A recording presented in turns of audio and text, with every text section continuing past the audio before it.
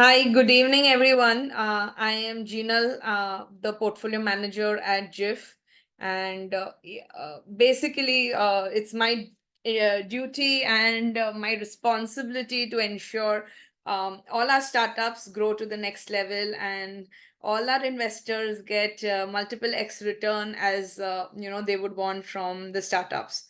So, with that note, I would want to give a warm welcome to all of you all out here. And thank you so much for joining on a Saturday evening. And just like all our events, we'll start this one with a Navkar mantra.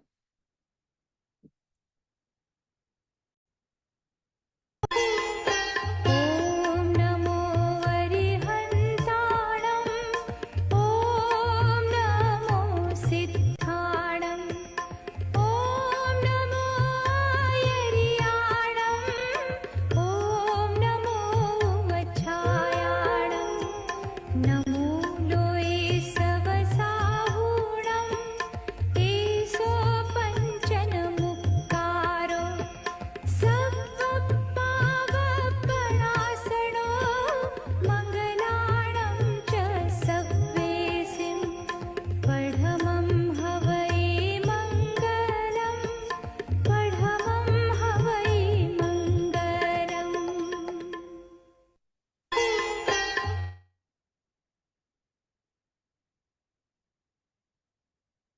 Okay. Thank you. Thank you so much, everyone, again.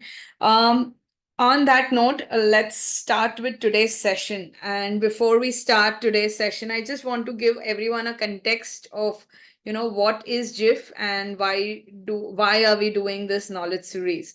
So, JIF is Jito Incubation and Innovation Foundation. It was established by visionaries of Jito in 2017 to help Gen entrepreneurs, Gen startups to become unicorn. And we've coined a word for ourselves. We call ourselves Genicons. So to help Genicons go to the next level, from seed to unicorns, Genicons as we say, and to help our Gen investors invest in early stage startups so that when they become Genicons, when they become unicorns, we enjoy that return. So we have three wings, three verticals. Jito Incubation Center, where we incubate early stage startups. Here we, help early stage startups from POC, pre-POC, MVP stage up to, we take shares in them. So, we are lifelong partners in those startups. Jito Angel Network is where we invest in very, very high potential, growth startups. And the year my investors are Gen, so startups may or may not be Gen. We have invested in likes of Blue Smart, Batex, Nexus Power, Renal Project, a lot of very, very high growth startup. Vidya Cool, who is currently presenting at Hyderabad T Hub. So that is Jito Angel Network, where our investors can invest in high growth startups. And last but not the least, a culmination of both, which is Jito Shark Angels, our a very own version of Shark Angels, where investors and startups are Gen, and they pitch to our sharks, and on the spot investments happen. Our recent event in Delhi, we were able to close 20 crores of investment of commitments on this stage. So that's the potential of the Jito and the network that we have. And that is why it's important that all, whether it's startups, whether it's investors, whether they are investing, whether they are looking for investment, upskilling and knowing the nuances of this asset class. This is the third session in the series. First session, we spoke about what is angel investment. Second, we discussed about how do you make an investment thesis, where we were discussing a specific niche on B2B. And today is the third session by Navin Honagundi, and who is the managing partner at Elevate. And He's going to talk about growth stage startups. The session is going to be moderated by Monil Sandesha. He's part of our investment committee. So any startups that pitches on our platform goes through a very rigorous process, very rigorous, screening, and only once they receive the blessings of our investment committee can they pitch on our platform. So, a warm welcome, Monil, a warm welcome, Naveen ji. Thank you so much for spending your time here. And without much ado, we will hand it over to both of y'all to take it forward. Thank you.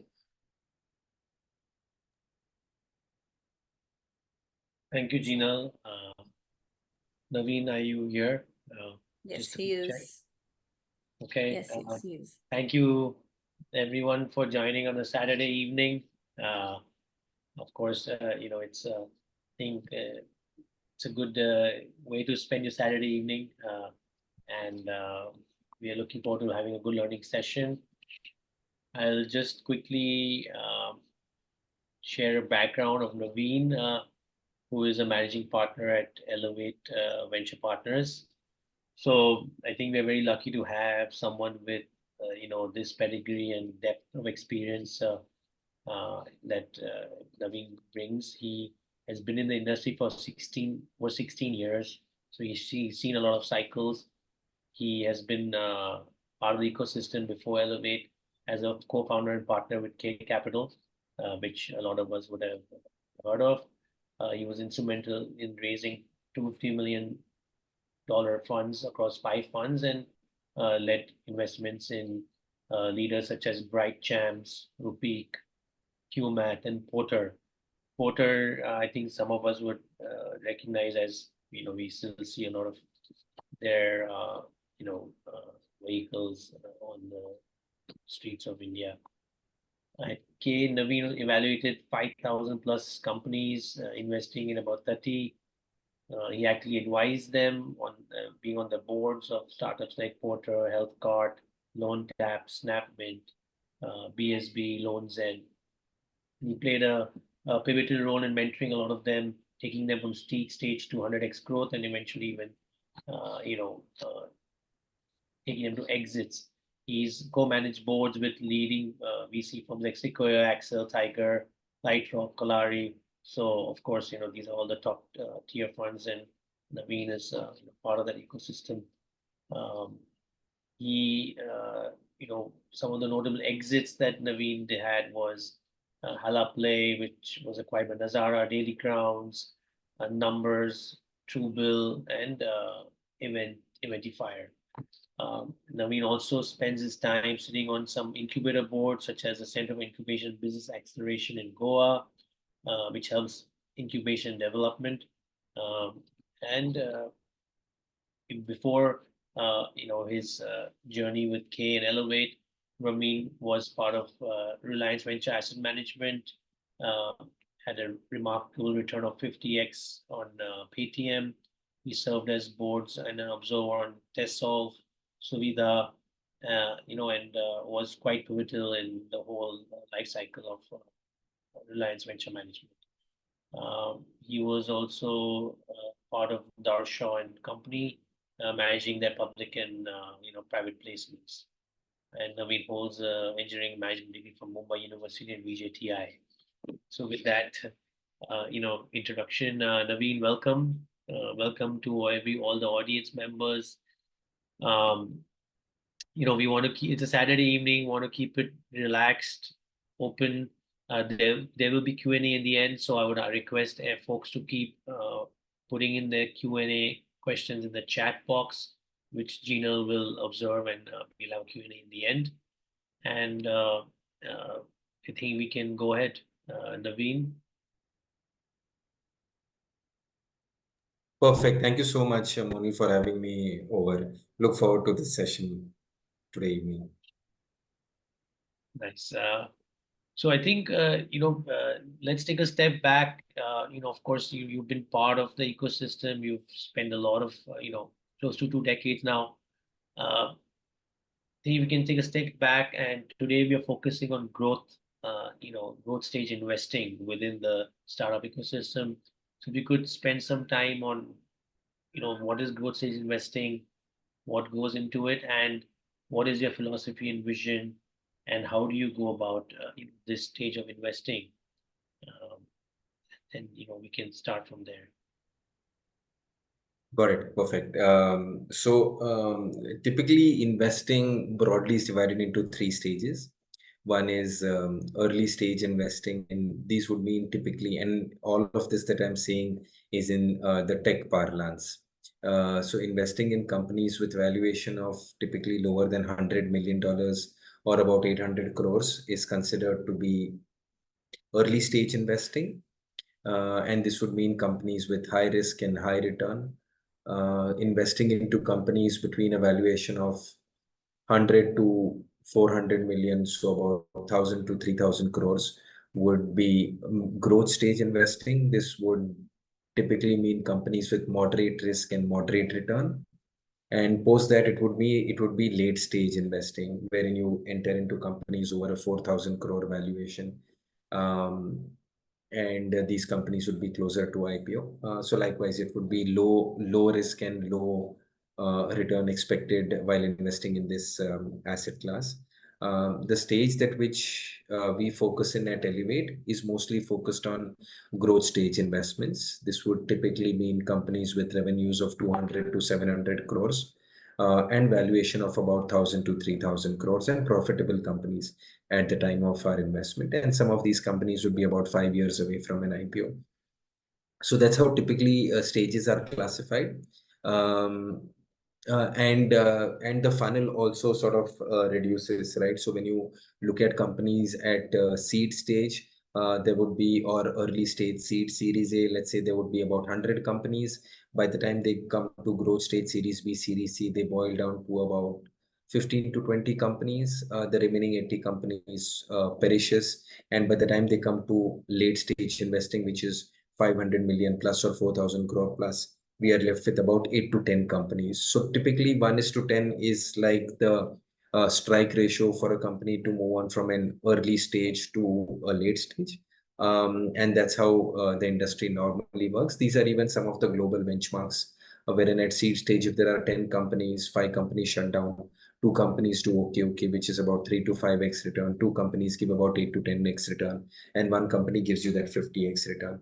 And that's how the funnel of startups. In terms of funnel for investors, I think in the current situation that we are in, it's a very typical atypical scenario that we are in, with the funnel being more like an hourglass. You would have expected the similar sort of funnel on the side of the startups as compared to investors. But today, what has happened is there are quite a few investors doing seed and early stage investments, about 50 of them. But as when it comes to growth stage investments, there are very, very few. Maybe 5 to 8 investors at this point of time looking at that growth stage. And when you come to late stage investments, again, the funnel increases where there are about 15, 20 funds doing late stage investments. So that's how companies and investors are typically classified across these three stages. I hope that gives a good picture about what growth stage investment entails. Okay. So maybe you could take us to an example of a company that you saw that started with, maybe early stage, and then how you saw it through the growth capital and then late stage. And it might be helpful for folks to kind of understand how that journey worked. What were some of the learnings? What were the key, what were you instrumental in? And also as an investor, what is it that we could learn from a journey of, an investment like this, and best practices that could be used and applied in the future?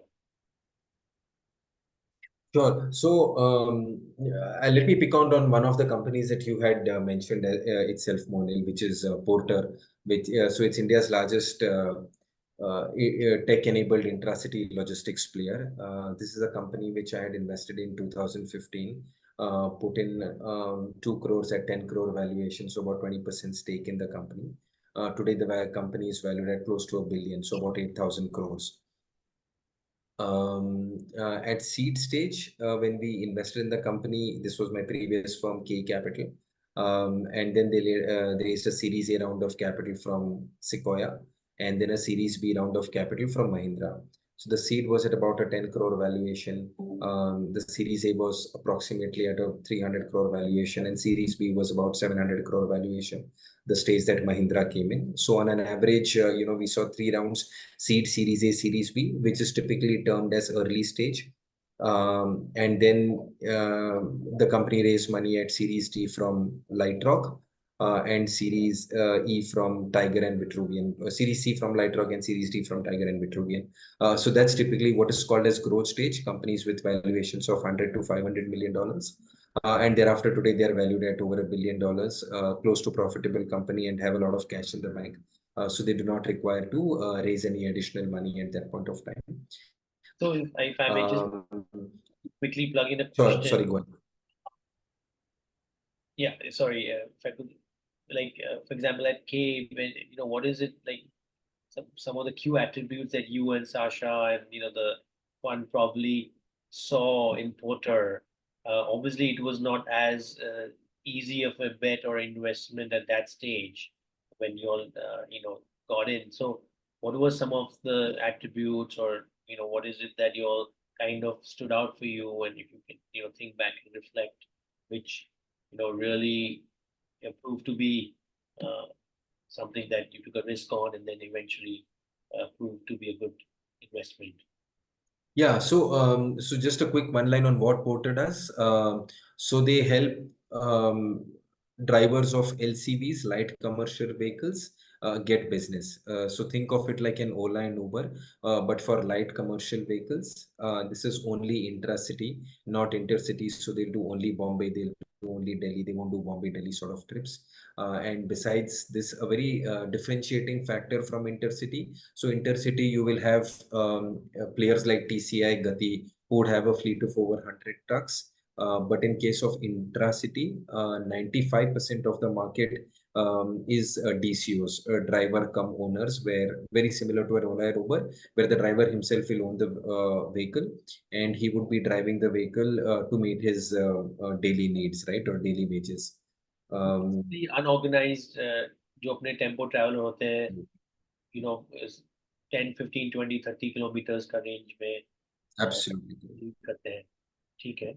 Absolutely correct. तो अगर आपको कोई सामान मान लो, if you want to move it from Bhiwandi to Andheri, let's say you want to move your sanitary ware, or you want to move your furniture, or you want to move some wooden things, or like tiles, right? So what do you do?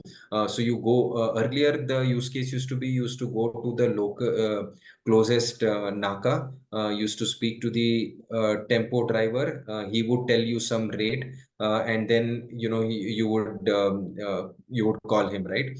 So this process, there were two flaws. One was the pricing was completely opaque, so you would have to depend on the whims and fancies of the tempo driver, what he will tell you at that point of time as the rate.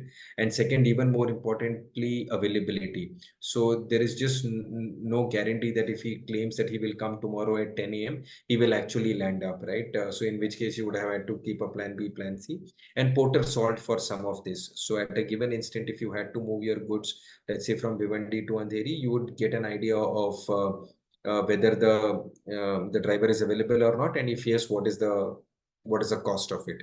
And on a press of a button, within 10-15 minutes, the driver would show up at your place. So very similar use case to Ola and Uber, but this is for LCVs. 95% of their customers were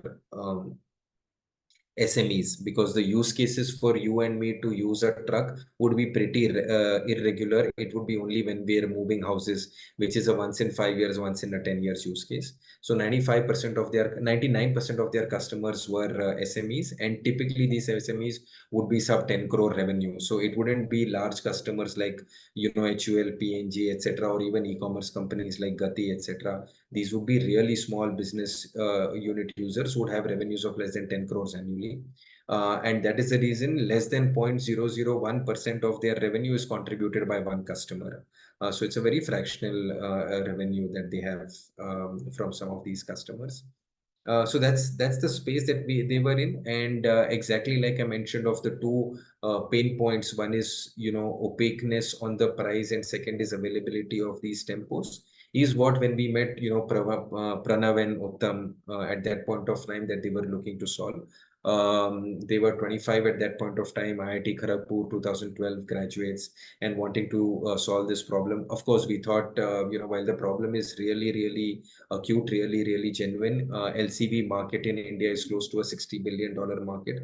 Nobody has solved for it, but along with it comes a significant amount of challenges as well, right? The first challenge is being a marketplace. You need to have enough supply and demand on both sides. And what I mean by that is this would mean supply of vehicles and demand for vehicles by SMEs, right? And you would have had to invest significant portion of your time building both sides and not looking at your unit economics, profits, margins for about 5 years. So that is a call that we had to take, and that ends up being the scenario with more marketplaces, right? Until there is enough supply, there is not demand. There is no enough demand, there is no enough supply, which means you need to do market making for the first 5 to 7 years of the business. And that was a significant and that was an understanding that we had gone into the company, that this company will definitely bleed capital for about 6 to 7 years before it turns profitable, right? And that's the leap of faith that you need to take in as an angel investor as well. So that was one. And second was, of course, the fact that there was a lot of opaqueness and not non-availability of vehicles in the market is what was our investment thesis at the time of investment. And the other big challenge was this was pretty much a unionized sort of industry, right? If I can put it that way. And hence, would they be open to having transparency in terms of pricing was something that was not clear. Unlike the cab market, which if you had to, and typically startups are put under two buckets, right? Either disrupting the existing market with a better value proposition, or creating the market. Companies like Ola, Uber created the market wherein there was a fresh new supply of vehicles in the market, right? But a company like Porter sort of disrupted the existing market with a 10x better value proposition that they had. And because of this, we had to make sure that the existing drivers would use their uh, solution. So those were the key risks that we saw at the point of time of investing, and that's how it panned out. The company took about 7 years to get to profitability. Now they're of course profitable in markets like Bangalore, Bombay, Delhi, which are extremely dense market. So it's been an interesting journey. The unit economics started off with like minus 100%. So if they used to take 1 rupee from the customer, they used to pay 2 rupees to the driver. Now the unit economics has become extremely propositive, where they make in a good solid 18-20% gross margin from the business. So those were the risks at an early stage. Now, of course, some of those have been significantly eliminated, and that's a differentiation, right? So the stage that Elevate comes in from an investment perspective, the risks around product market fit risk, founder risk, first customer risk, all of that has been significantly eliminated. And what we are essentially looking to get to the company is from 10x to 100x. So that's interesting. आपने जो बताया कि I think one thing you touched on is the timeline and the appetite that one needs to have from an investor, uh, especially at that stage. Now coming to growth stage, what is the typical timeline that one has as an investor? And also I want to follow that up with the scenario has changed a bit.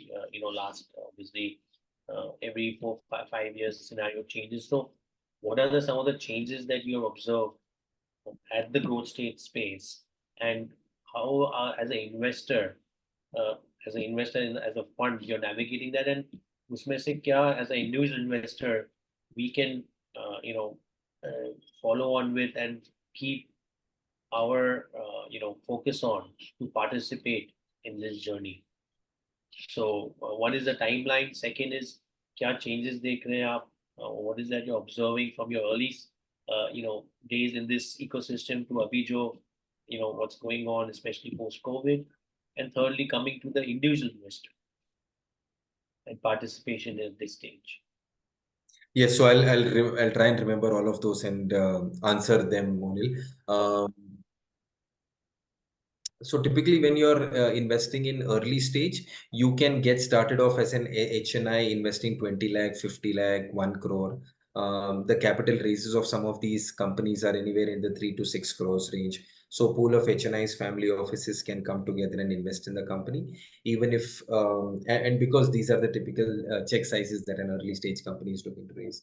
But when a company is at a growth stage, and by growth stage, I mean companies with 200 to 500, 700 crores of revenue, they are looking to raise much larger capital, right? Anywhere between 100, 150, 200 crores of capital, which is typically Series B, C, D stage.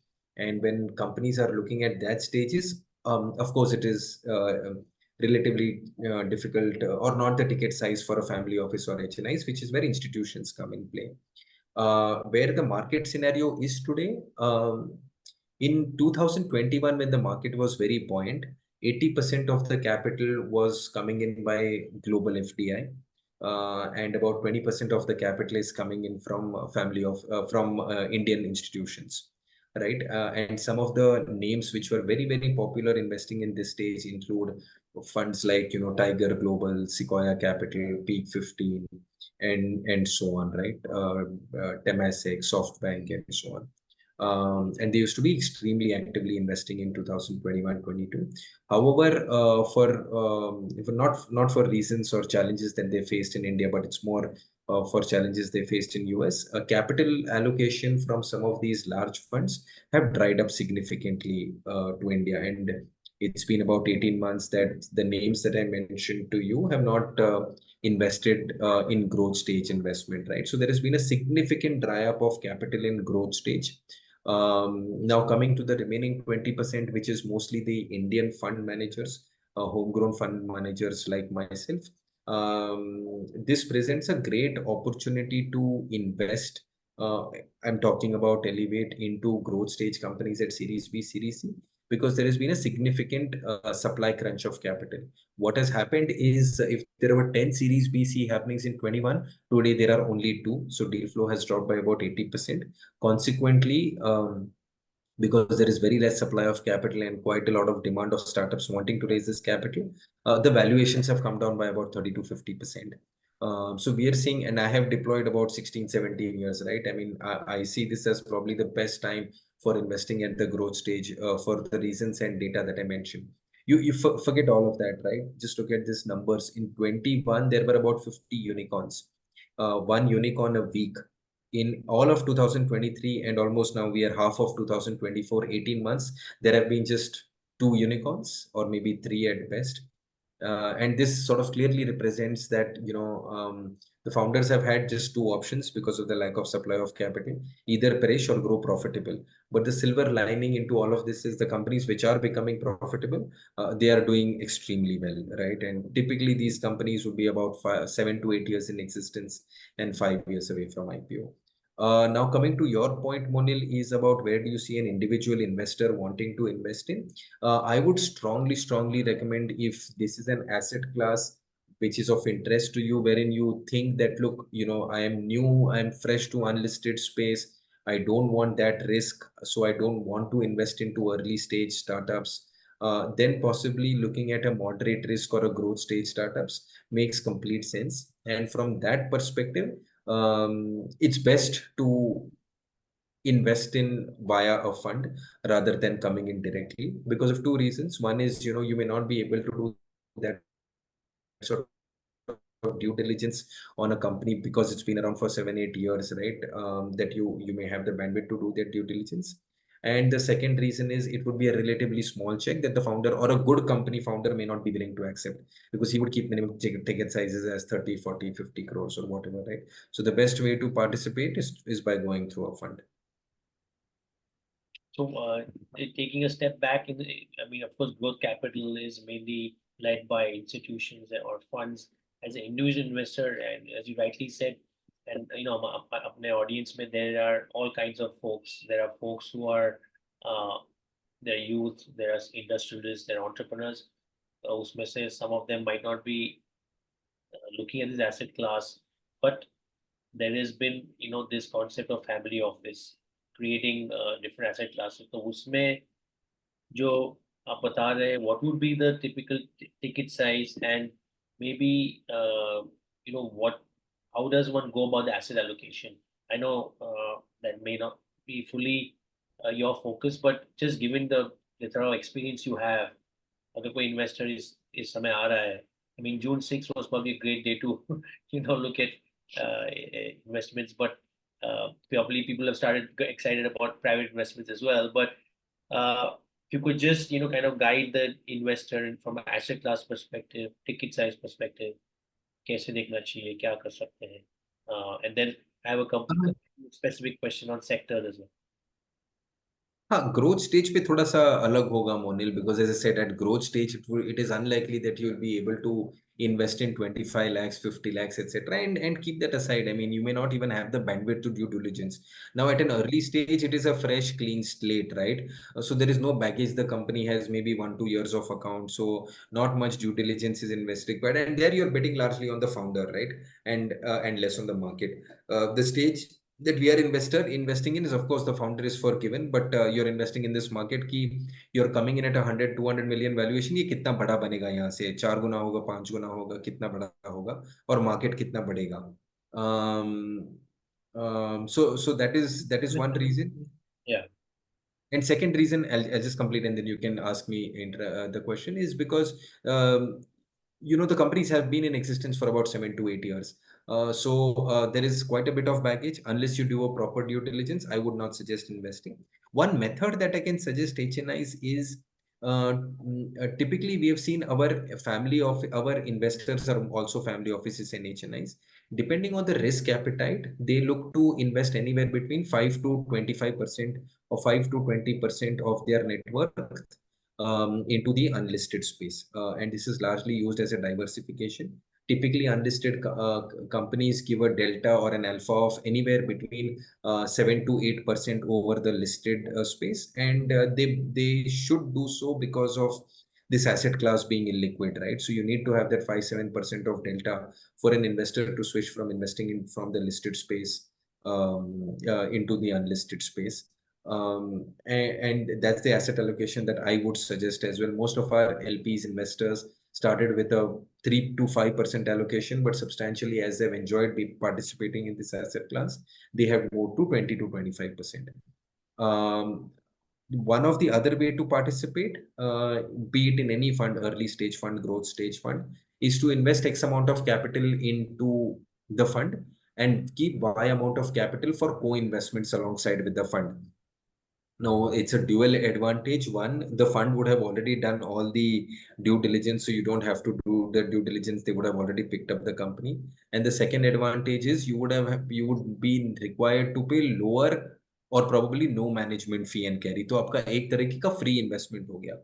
Of course, you're investing in the fund which will charge full 220, but you have the option to pick and choose. And the third advantage is you can pick and choose, right? So if a fund says we'll do 15 investments, आपको शायद से सब 15 पसंद नहीं आएंगे, आपको 3 या 5 ही पसंद आएंगे. So that's when you can individually pick each and every company, a different companies that the fund is investing, and invest your money directly. And the ticket size will then depend on how much the company is open to taking as minimum ticket size. So one question on the now last probably over the last decade, we've seen a lot of homogeneous funds, so Indian funds as well, not just the international names. And do you think there is a certain advantage that you hold being a fund that is homegrown, seeing each and every decade personally on ground, and I think something very unique that y'all are doing is y'all are data driven, and you have South Korean conglomerate as your I think partner. So there are who have probably a decade or 2 decades ahead in terms of this ecosystem. So some of the best practice that they bring in, which given our audience, how could we learn from what they have done, and something that you have experienced given your 2 decades, जो अपने individual investor can absorb and maybe apply in their investment journey in terms of you know growing this asset class as part of the asset allocation. Oh, absolutely. Very, very right, Monil. Just touching upon your first question is I see local GPs having a significant advantage compared to global money. Yes, global money at some point of time overpaid in the market and sort of spoiled the market. But founders are now beginning to realize that some of them are more like suitcase investors, right? When the markets are good, they'll pump in the money. Where the markets are bad, they will move out, right? I'll tell Yeah. you one of my portfolio company. In this was when I was with K. And there was K, and there was another local GP seed fund. And the two of us managed cumulatively what 300, 400 million AUM at best. And in the same company, the cap table include three investors with each having a AUM of anywhere between 4 to 5 billion. The company was not doing well, so they required a bridge round. You won't imagine that none of the large three investors invested in the company, right? It was the two small seed funds that put in small checks, 2 million, 3 million into the company to help the company stay afloat. Now, so founders have started to realize it. Founders have started to realize the value add that local GPs bring. Versus foreign FDI, right? Because even in the bad markets, local GPs are here to stay, stick with the founder, work alongside with them, and help them scale up, right? Because if you're based in Bombay, Bangalore, आप कहाँ जाओगे? Founder आके बैठ ही जाएगा आपके office में. So there is no other option that you have but to work alongside with the founder. Local GPs have dominated the market in US, then followed by China. I see in a similar way local GPs have already starting to dominate early stage investments. Today there are over 35, 40 seed funds, right? I'm seeing that to happen even in early stage and growth stage and sorry, late stage investments. So that's something that is definitely going to happen. Um, the second point you mentioned about what do we do? So we are a target 1600 crore fund, about 200 million, and we got anchored by Korea's largest bank called Kookmin Bank. They put in about 40 million, so 300 crores in the fund. Probably this is the first time in India that a maiden fund got an institutional anchor investor. Uh, Amazing. so besides that, we have a large US equus 27 billion private equity fund committed to invest. We have India's sovereign fund. We have some of the leading family offices in India. And what we do is something very, very simple. We have a 12-point checklist of what we want to see in the company before investing. And this is very simple, right? These would mean companies number one, number two in their category. These companies would be profitable. They would be growing at 50% year on year. There would be existing institutional investors, which is a sign of strong corporate governance in the company. And broadly, there are about 600 companies in the growth stage in this bracket that I mentioned to you in India. We put in our 12-point checklist and come out with about 150 companies, right? So the investor knows upfront the kind of companies that we would be investing in. This gives them a flavor of what we will invest in, and or more importantly, what we will not invest in, right? So we won't invest in companies which have binary risk, which have a strong regulatory overhang, which do not have existing institutional investors, and so on and so forth. So, and this investment thesis typically helps as well for an investor before making an investment, into the fund. So, and thankfully, India market has become deep enough where you can have that niche towards investing in this space. Yeah, Uh, Monil, I'll just switch off my camera for 30 seconds to charge my laptop, but please continue. sure, sure.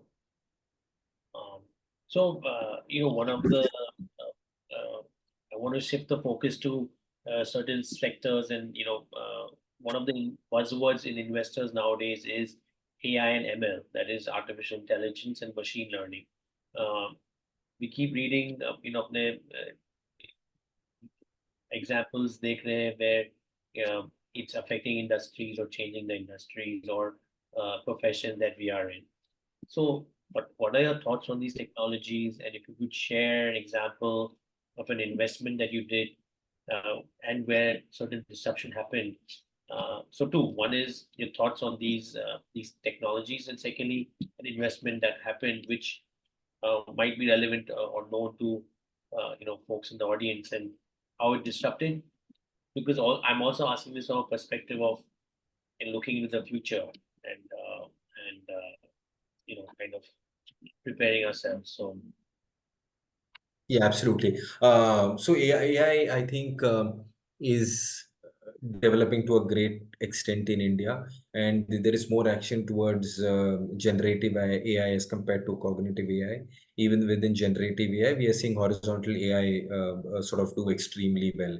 And I'll talk about some of this. There is over $600 million of capital which has gone into AI in India. Of course, there is. This is just probably a drop into the ocean as compared to the capital that has gone into R&D in the US, but I think it's a great start for it. And hence, we are seeing some good companies coming out of AI, right? The only challenging aspect when you talk about AI is, unlike, let's say, Porter, you can have a Porter for India, which is different from a Porter in China or a Porter in US, right? But that's not true with AI. AI cuts across asset classes, sectors, and geographies. So there is nothing like AI for India. Yes, you can have your own vernacular language and so on. But let's be honest, everybody in this room would be using Chat GPT right now. Can you think about something like Chat GPT for India? In a certain way, and hence Indian entrepreneurs have to compete with the best of best, both in terms of talent as well as funding, as compared to the markets in US and China. But yes, there are several reasons to believe that we have our own right to win. I invest in a company called as Visa. That's a company in the mental health space. It's called Visa.ai, wherein mental health, so it's largely been an offline space, right? Wherein if you have issues with depression, anxiety, you go meet a doctor, and that's when the counseling happens or begins. But they use an AI to help people to get through various stages and then eventually recover, right, from a mental health perspective. And here they use AI using the data points of millions of users that are there on their app, and help them curate or treat them properly to for them to get much better from a well-being perspective. So that's an investment that we had made. We had made a couple of more investments, but this is a company which has done well, raised a lot of capital, has a lot of presence in US and UK, and have scaled up in some of their markets. In fact, Bill Gates in his recent article spoke about Visa as one of the mental health companies, right? So that gave us a huge boost and advantage. So this is an example of a company in the AI space that we invested in. Okay. So, I mean, if you could bring the example home, and a lot of the folks are in industries, in traditional industries, they are professionals, engineers, etc.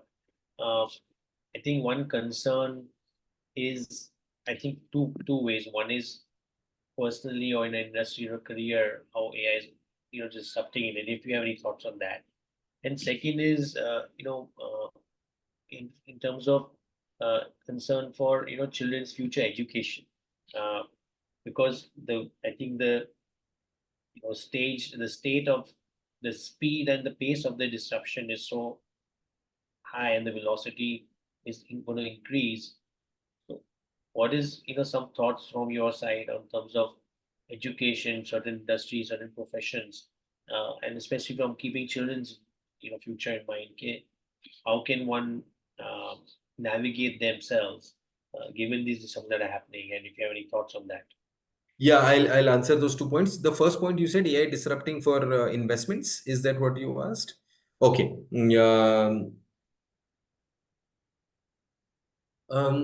I would say honestly, early days, Monil. There has been chatter in the market that AI will help reduce analysts, help AI will help investment decisions being far more easier. Uh, but it's really difficult to relate to, right? In our segment, past data is not necessarily a reflection of the future. And especially when companies are at an early stage where there are thousands of parameters, metrics, right? And eventually, you and I know that the best companies are the ones not with the best business plan, but with the best founders. Now, how does AI recognize which is the best founder, right? It's not necessarily just because he's from IIT, he's probably the best founder. So yes, AI can definitely be helpful in a lot of data generation, your due diligence, but eventually the execution and eventual investment call has to be taken by the GP of the fund, which is where I say it may probably help, maybe eliminate analysts in some of the private equity VC firm research houses. But will it eventually help in end decision making? I'm not too sure. And I would say very, very similar with education, right? Probably still early to say how AI in education will really disrupt the segment, and help, students probably learn better or become much brighter, or gather some of the concepts much better. So I would still say early days. In the next 3 to 5 years, everybody has their antennas open. I think in the next 3 to 5 years, things will get much clearer around this. Okay. Would like request everybody to start putting in some questions given, the time. We'll have definitely have some time for Q&A. Naveen, I hope you'll be able to stay and also spend some time on the Q&A and what folks have in mind. So everybody, please अपने questions either chat में डालिए or start raising your hand. Just I have two things to cover. एक है another buzzword, another thing that focusing what is SaaS, software as a service. Um, India has been a laggard, at least that was the kind of sense a few years ago. Um, how is SaaS as a playing out in India, and उसमें कैसे opportunities है? Are you seeing opportunities, and what are your thoughts on SaaS, especially in India? Okay, so SaaS is definitely a big focus area for us. So what is SaaS? It's nothing but software as a service, right? Um, uh, if you look at it there was only one large SaaS company. There have been a few large SaaS outcomes in India, companies such as Freshdesk, Zoho, Yeah. but large part of their market was towards selling to the US market and not the India market. The so-called classic SaaS company in India is Tally, which all of us have used.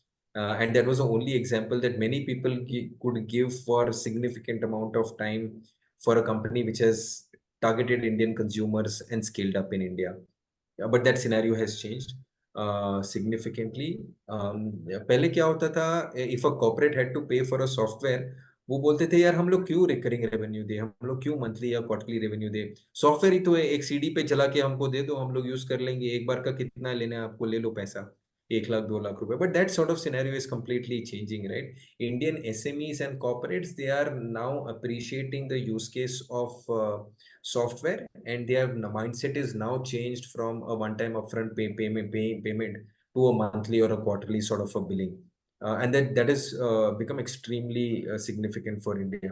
If you would have asked me in 2018-19, would a company in India scale up to grow to a $50 million revenue, 400 crores? I would say no chance. But today I can give you examples of 5 to 6 companies who cater and focus to the India, maybe and little bit Southeast Asia market, who are generating revenues in excess of 300, 400 crores on an annualized basis. That's one. The other significant advantage of SaaS companies is it's significantly lower capital required to build the business as compared to typical consumer company, because these companies inherently have very high gross margin, right?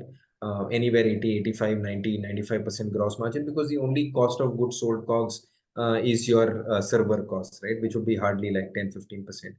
So very, very high and strong operating leverage investing into the SaaS companies, and the outcomes could be similar, if not larger, as compared to consumer internet companies. Okay. Now we have a quick rapid fire segment Yes. for Naveen, and then Gina, you can do a Q&A. So are you ready, Naveen? Absolutely. Okay. So book or e-reader? I didn't get the question. A book or e-reader? Actual book Book or or Kindle, Kindle? basically. Okay, book, definitely. Okay. Early morning or late night? Early morning. Hollywood or Bollywood? Bollywood. T20 or test match? T20. Okay. Business first or entrepreneur first? I think I know the answer, but anyway. Entrepreneur first. Fintech or consumer tech? Consumer tech. Uh, Startups, say startup ecosystem, India, US or Israel? India. Yeah. And lastly, not rapid fire, but three books that maybe you would like to leave the audience with that you recommend the audience to read or take with them. Yeah, so one is definitely Shoe Dog. I would strongly recommend Great book. investors. Yeah, Sorry? it's a great book, Nike Entrepreneur. Absolutely. The second book which I'm reading is Genie Mode. This talks about how typically entrepreneurs scale up, the business going forward. And probably the third book is by Elon Musk. It's called Ashley Vance. So I think these are the three books I would recommend. Okay, Genie book and Ashley Events. Yeah, the other one that you should also look at is the $100 Startup by Chris Galibrio, if you would have read that. These would probably be the three books that I would recommend. Interesting. Gina, would you like to add to the rapid fire or take the Q&As? No, I think I'll just go for the Q&As. So we have quite some questions here, and I think we'll. So does investor invest in ideation stage? If yes, then what should they look into? Naveen. Oh, yes, yes.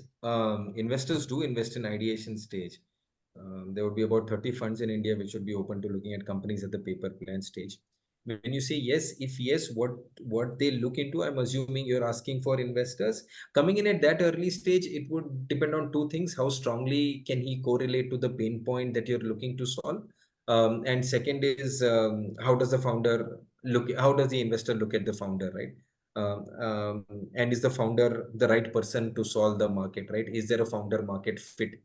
I think these three things is what the investor would look at for before investing. As Okay. does that answer Dada Sai Patil? If you have, you can give us a follow-up question. I'll move on to the next one. We have a question by Zoom user who is asking, as we are talking about angel investments, most of the startups in this stage are with amazing idea or prototype.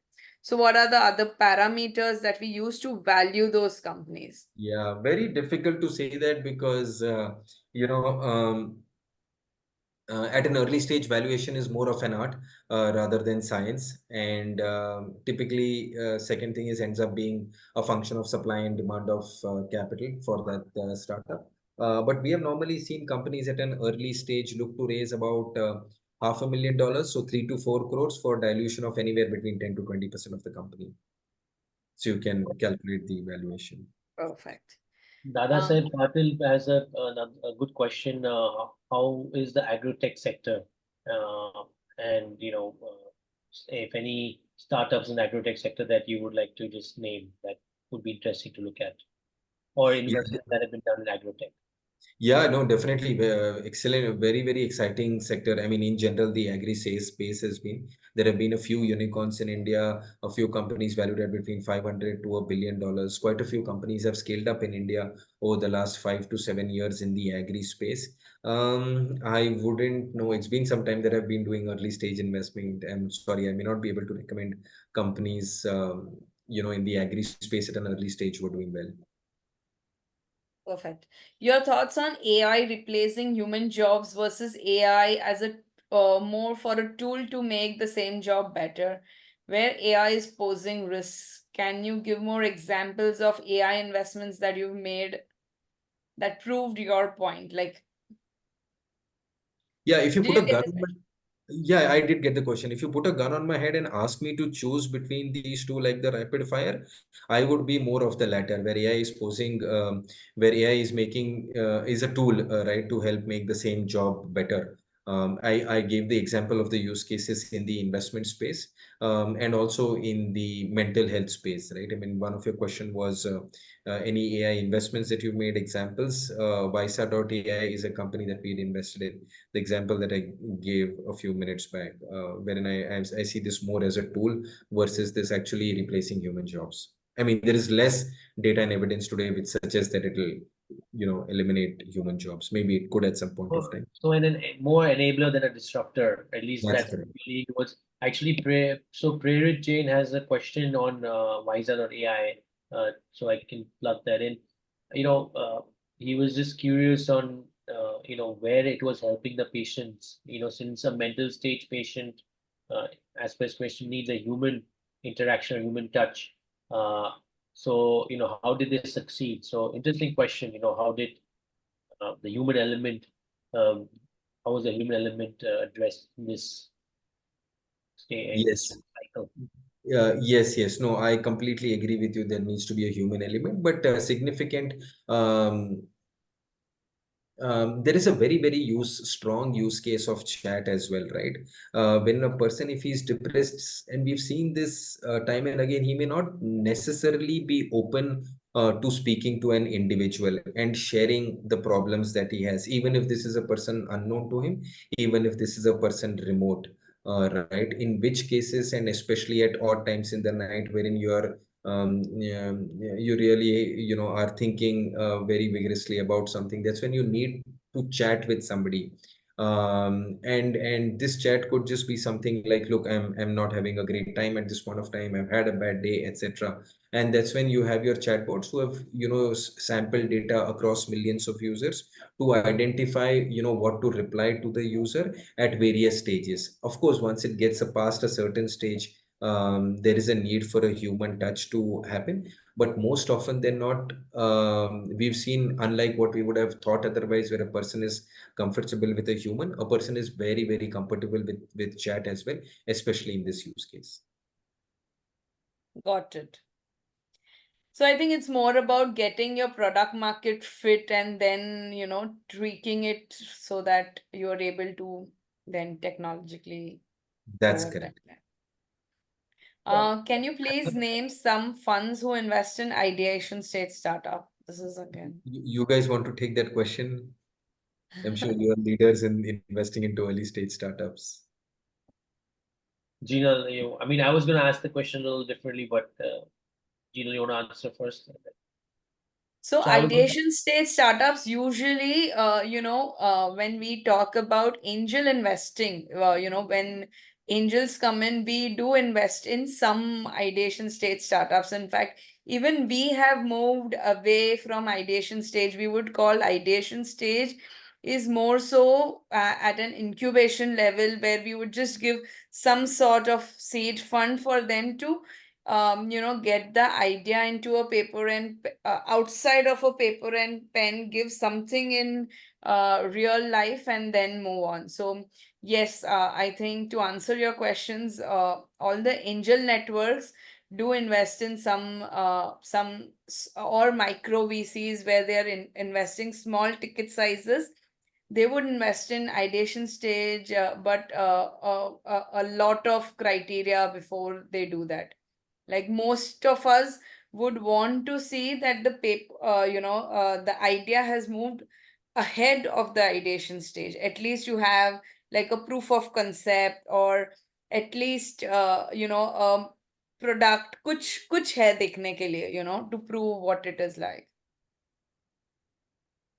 so I had a follow-on question. I mean, leaving capital markets aside, and then obviously early stage, uh, how would you go about asset allocation personally, or if you could name a couple of funds at the stages in between that जो लोग देख सकते हैं and even potentially could participate.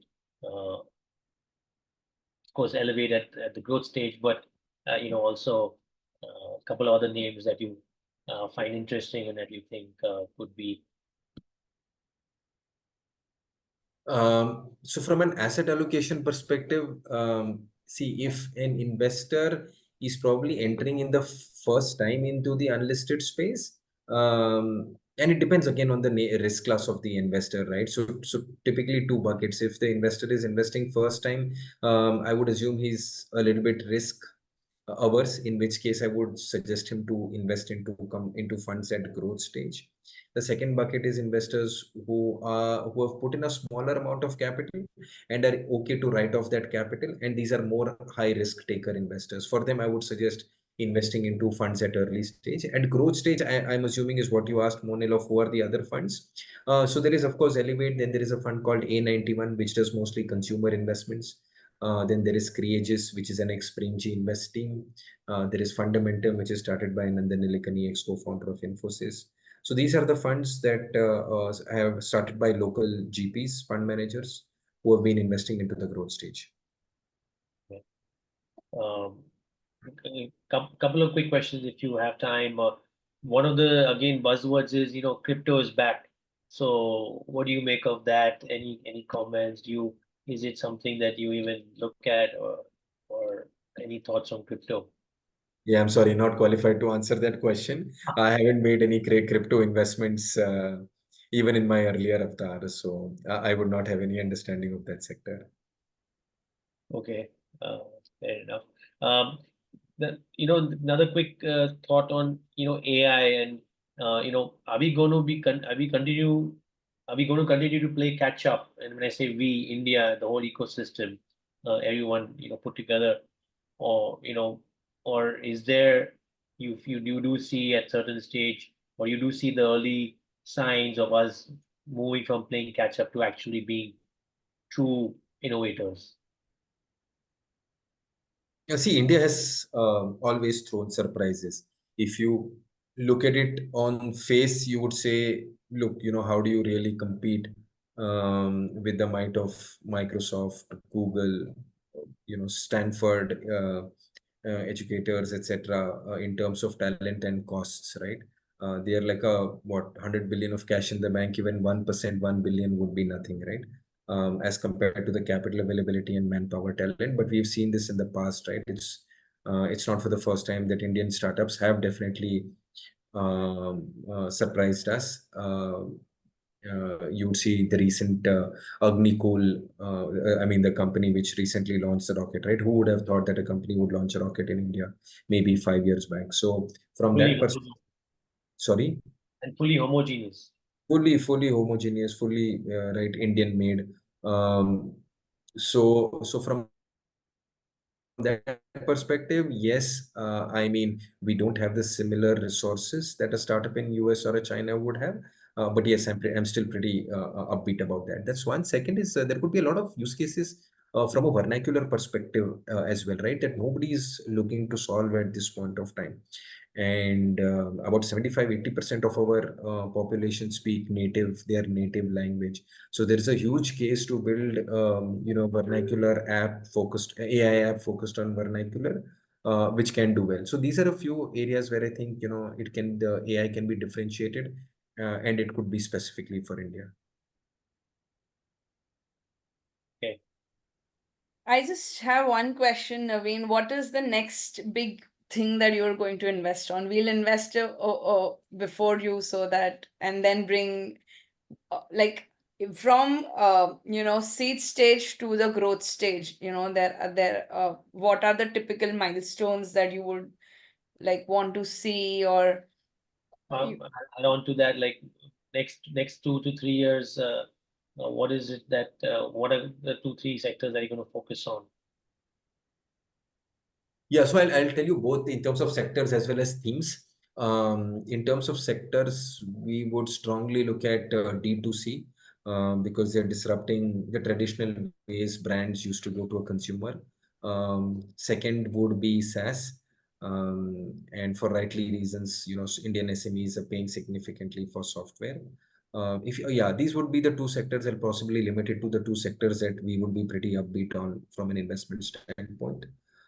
Some of the themes could be companies which are facing strong tailwinds from digitization, post-COVID digitization, and with the government placing an emphasis on digitization. There has been a huge surge of companies who have had tailwinds because of digitization. So that is an area of focus for us. A consistent theme for us is to how do you take large offline markets online, right? So, for example, one of the companies we just invested in a company is called as AstroTalk. They're an astrologer marketplace. Yeah, some of the numbers are there on LinkedIn, so I don't mind mentioning that they're doing about 800 crores of revenue and 150 crores of profit. That's again a very strong use case of how astrology, of course, was a large offline market, right? $12 billion market, and the need to take it online. So that's probably the second theme. And yeah, third is linked to the sector as well, which is D2C, which is how do you look at companies which is disrupting the traditional way of distribution, right? Which is wholesalers, stockists, super stockists, retailers, and so on. So going directly to the consumer. So that's the third theme for us from an investment standpoint.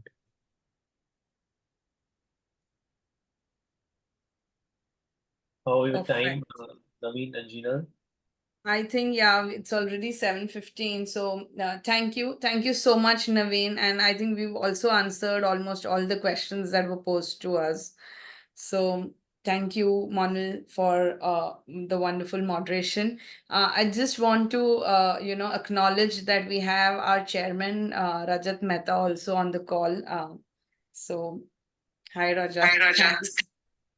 Thank you. Thank you, Naveen, for accepting this invite. And at GIF, we would love to do many such, knowledge sharing, events and activities with you. We are also hosting a very large conference in July, on 6th and 7th of July at JW Marriott Aerocity. Last year, we celebrated our 6th Foundation Day at T Hub, Hyderabad. We were expecting about 350 people, and we had about 615 people attend that conference. And this year at JW Marriott Aerocity, Delhi, we are hoping we do around the similar numbers. We hope to see you there. Monil, excellent moderation. Thank you so much for accepting to be our moderator today. I think everybody is on a holiday mood. So we saw some numbers drop down. And that we started this 3 weeks back. We started with almost 150, 180 people. And last week it was 75, 80. And I don't know what happened today. So my apologies for that. But thanks for an amazing session and all your insights. Thank you, everyone, for joining. See you. Perfect. Thank you so much, Rajat, for having me over. Thanks, Monil. It was great interacting with you. Thanks, Janil, for organizing all of this. Thank you. Thank you so much. And Thank you. Thank you, Naveen. yes, thanks. Bye bye. See you. Bye bye.